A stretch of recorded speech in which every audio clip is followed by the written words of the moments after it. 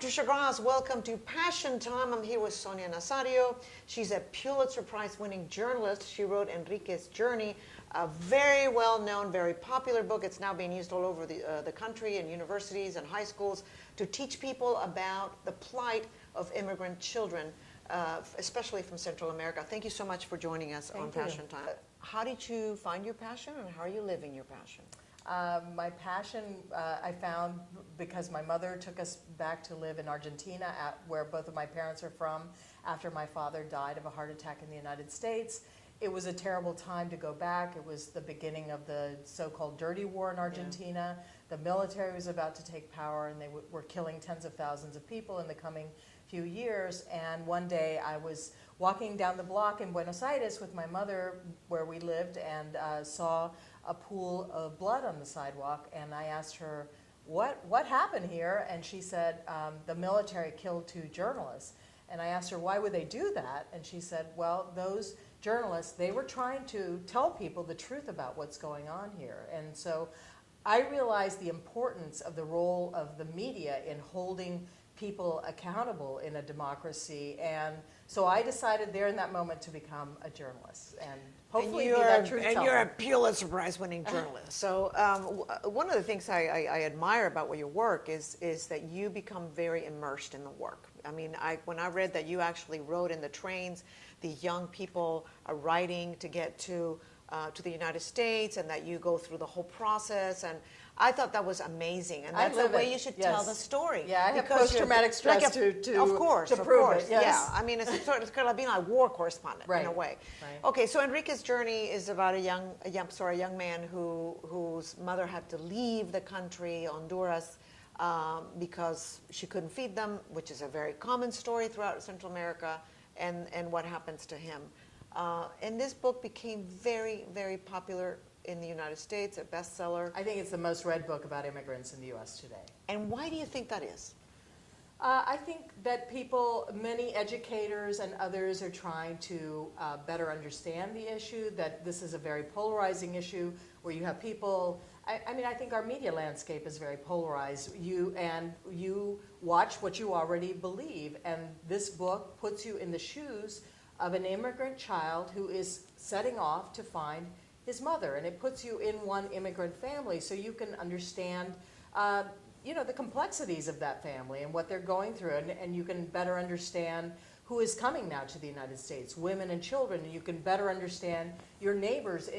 Migrants used to go to 6 states, and now in the last 20 years they've gone to every county in the United States, and places that hadn't seen immigrants for 100 years. And so I think there is a yearning to better understand those neighbors. Now, you spoke to the Senate Foreign Relations Committee. What did you tell them, and do you think they were actually listening? I think some of them were listening, some of them were fighting, many of them are vamping for the C-SPAN cameras, this was 2 years ago when we saw a surge of these unaccompanied immigrant children coming to the United States. I think there was not an understanding that these children, there are people who come to better themselves economically. I call those economic migrants. And there are people who come here because they're are being threatened. And many of these children in their neighborhoods, what I explained to the Senate was that in the last 10 years, the U.S. taxpayers have spent about $8 billion to disrupt the flow of cocaine coming from Colombia, Venezuela, and they used to come up the Caribbean corridor and then proceed to the U.S. We're the largest consumer of illegal drugs on earth. So we spent all this money to stop that. What did the narcos do? They simply routed their planes to the left and started landing them all in Honduras. And that became, they wanted to recruit children to help serve as lookouts, to sell drugs.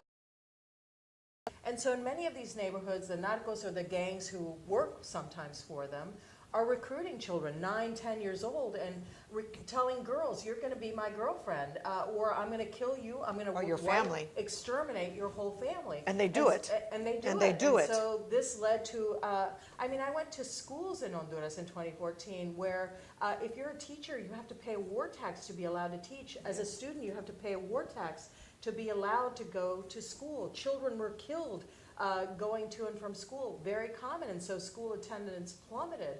And people the house was burning and people try to get out no matter what it takes. And they were willing to do this horrific journey, sometimes on top of freight trains, to get through Mexico, clinging to the tops and sides of freight train, children as young as 7 alone, to try to find safety at our border. And what I told the Senate was, these children are largely refugees. They are running for their lives, and they have a government that cannot or will not protect them.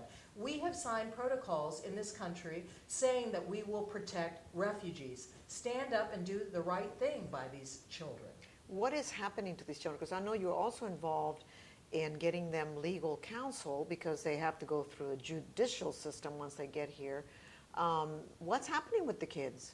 Well, I think initially, unfortunately, there was an effort by the Obama administration to say, we're going to send them all back. We're going to try to undo the law that allows these kids to have a full, fair hearing before an immigration judge.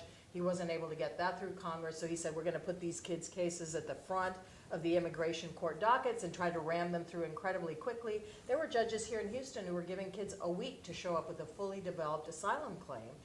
Which is ridiculous. Most lawyers say it takes a year to develop a good asylum claim. And the worst part was that these kids, when they come here, because they're immigrants, they're not entitled to a government-funded lawyer in court, and if they can't afford one, which most of them cannot, they go to before that immigration judge to argue their case that they deserve asylum alone. And so you would see, I saw 7-year-olds standing with fear in front of that judge. You see 3- and 4-year-olds in court being asked to present complex asylum claims, which many immigration lawyers cannot do that well. Asylum law is incredibly complex. And so I joined the board of a nonprofit called Kids in Need of Defense, started by Microsoft, Angelina Jolie, and we recruit pro bono lawyers to stand up in court by these kids and at least give them a fair court process chance. Because if not, this is a sham. It's ridiculous in the United States of America to ask a child to do that when the consequences of being denied asylum is being sent back to a country where they could be killed by the people who threatened them. It seems to be very close or similar to what's happening to the Syrian refugees in a way, which is they're not focusing on fixing the problem in Syria and keeping the people in Syria. They're focusing, oh my gosh, they're all coming, what are we going to do? Right. And of course, then you have a backlash. Right. You have Brexit, or you have Trump winning the election, in part because of the fear of immigration. And I understand that, we cannot take everybody can't come in here. We can't take every economic migrant in the world. But this is, this at the height, this was 68,000 children coming to the United States alone in 2014. That's fewer people than fit into many college football stadiums that I've seen. So it's not a lot. It's a lot, but it's it's doable compared to what Europe is getting. The Syrian refugees, millions. I mean, Germany got 1 million. Yes. So yes. I think that we have large enough hearts. We have enough compassion.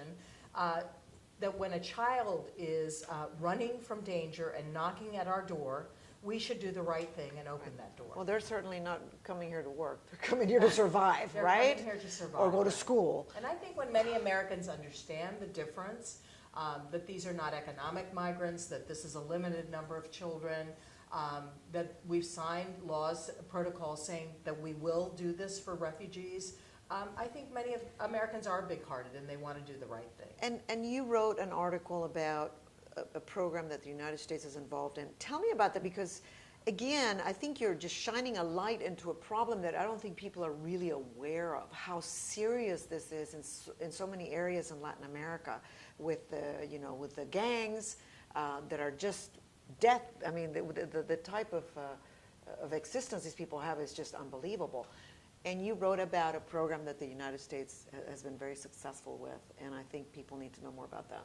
Yeah, so I went to, back in December, the U.S. Congress passed a more than doubling of foreign aid to Central America, $750 million a year, with the thought that these kids are going to keep coming. As I said, the house is burning, you're going to find a way to get out. We tried paying Mexico the last couple of years to keep them there, and that didn't work. To stop them and turn them around, which I did not agree with, because I think it's not fixing the problem. Yeah, it's not fixing the problem. You're sending them back to the danger.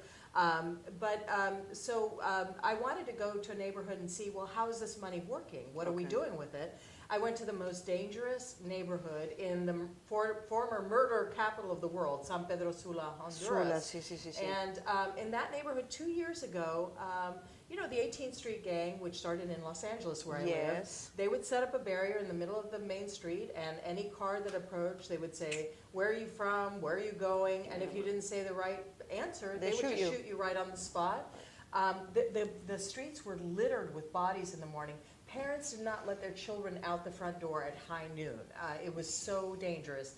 And one day, the gangsters in the neighborhood, there are 6 gangs in this neighborhood, were found to be playing soccer with the head of someone they had just decapitated. Brazenly controlled the neighborhood. Like this, and they're young. They're not even older people. They're young. Right. So we went in and we said, we're going to pay violence prevention programs. We gave pastors, we paid for outreach centers where kids could go to play soccer, get mentoring, be safe and get help getting jobs. We started a program that was launched in Los Angeles where I live, where you identify 9 risk factors for going into gangs. And if you have 4 or more of those, and they track these kids in the schools, who's at risk, they put you in a year of family counseling to try to change the dynamics of that family.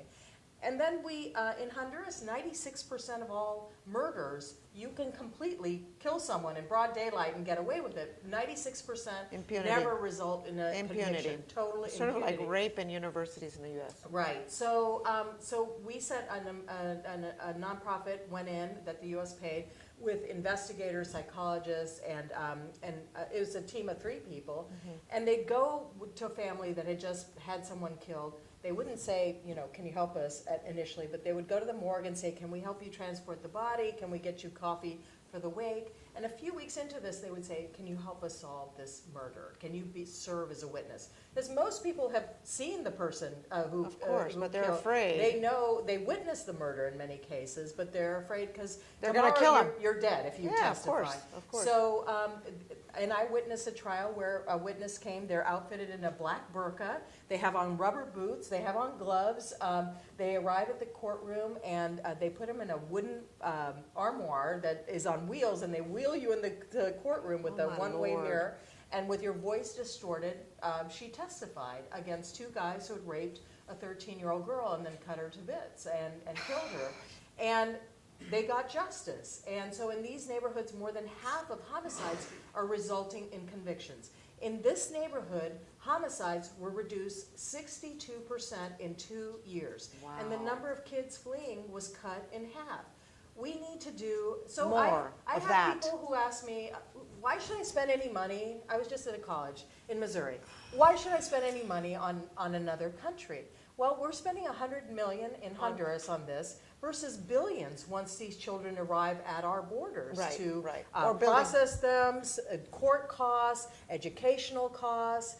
It's much cheaper, it's more humane, and you're helping people stay where they really want to be, which is their home country. And this program has worked. Yes, and we took the best evidence that we have of what's worked in the United States to reduce violence, and we're trying to apply it to places like, this is 3 pilot programs in Honduras.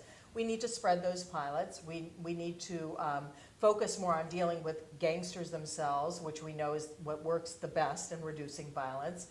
So there are problems. We need to get Honduras to pay for more of this, but we should do more of this. And you're going to stay on it because obviously the administration has changed, and there's so much focus now on building a wall and deporting 11 million people. How realistic is this? Well, I think people who talk about building walls have not really studied walls. The Great Wall of China did not keep out the Mongols. I only know two walls. Someone should tell Mr. President-elect Trump this, since he so respects the intellect of the Chinese and their ability to kind of stick it to us. But there's been 2 walls that have worked marginally. The Berlin Wall, which had shoot-to-kill for orders, a while, and yet hundreds of thousands were able to get past that wall. Right. And the Israeli wall, which is fairly short, and everyone is conscripted into military service at age 18. So I don't think we want to do either of those things, shoot to kill, or have everyone in military service to watch that wall at the age of 18. So walls, I mean, I think people find their way under walls, over walls, around walls. What walls do is it increases the rate that what smugglers charge, because it does get a little harder to get in, but they find a way to get in. Now, my question about the immigration issue, which is so huge now, so it seems so important, and yet really most Americans don't live around immigrants. It's the big cities that have mostly the immigrants. Why do you think there's such focus right now on immigration? Is it because of the refugee crisis in Europe, or it's an easy scapegoat? Why this focus on 11 million people in a country of 300 million? And again, I agree with you. You can't have open borders. That's not possible. Right. As much as we would all like to be great, I mean, some people believe in that. people. I do not, but Right. No, but I understand that. But I don't understand the extreme focus on let's have to build a wall. And these people don't even live around people who, especially the people that generally voted for Trump, they don't live around immigrants. right. I mean, that's the statistics. I think, you know, we've had significant demographic changes in the recent decades, and as I said, those migrants have gone to places that had not seen anyone since the Germans and the Poles and the Italians arrived 100 years ago, and the Irish. And a recent story in the Wall Street Journal noted that the biggest surges in white votes were in counties in Wisconsin, Iowa, Rural. Michigan, which had experienced the greatest demographic changes, that were largely white, and had experienced the largest demographic changes in recent years. So it's a reaction to that change. You know, I don't particularly like change either, but I think people they want. So they felt threatened. They felt threatened, Okay, yeah, and are scapegoating. I think that for some people there are legitimate concerns. Of course, on the right and the left. If you don't have a high school degree, one of 14 Americans, and you have to compete with immigrants in certain industries, you're not going to go work on the kill floor of a meatpacking plant. But 1 in 7 construction workers, 1 in 4 roofers are here unlawfully. I would say Americans, you know, and those Americans without high school degrees have seen some depression in their wages over 20 years because of that competition. Yes. So if you're a construction crew and you're being underbid by a Latino construction crew, then I wouldn't be very happy about that. I wouldn't either. And I think the other harm has come to migrants, where if you leave your children for 10 years, too often, those kids will resent and walk up to the line of hating the mother for leaving them. They don't understand that even though she said she did it for all the right reasons, that the person who was supposed to most love me in my life walked away from me, and they view it as abandonment. And I talk to teachers who are 40, 50 years old in schools around the country who say, my mom left me 30 years ago and I still hate her for it. And so I think this destroys many families. So I think, you know, I think migration is overwhelmingly positive, and it helps our economy. It helps keep many jobs here that would otherwise not be here because they'd have to pay twice as much for an all-American workforce. It makes a lot of the things that we buy cheaper. Exactly. 5% of all goods and services we buy, per the best study done by the National Research Council, are cheaper because of immigrant labor. That means you buy cheaper food and clothing, and all of those things will go up if people are deported.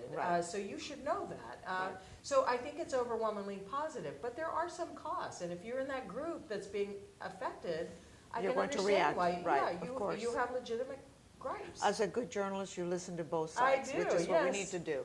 Well, thank you so much, Sonia Nazario. And if people are interested in helping out or keeping up with your work, because I'm sure that you're going to keep your eye on this, yes. Where do they need to go? My website, enriquesjourney.com, and there's a how to help section there, which will show you if you want to work in your local community or in Mexico with shelters that help migrant children, or in the home countries to try to reduce the push factors for these folks coming here, what organizations I know are doing good work that you can help. Okay, thank you so much, Sonia Nazario. Thank you, It's great Patricia. having you. And make sure you check out that website, and we'll see you next time on Passion Time.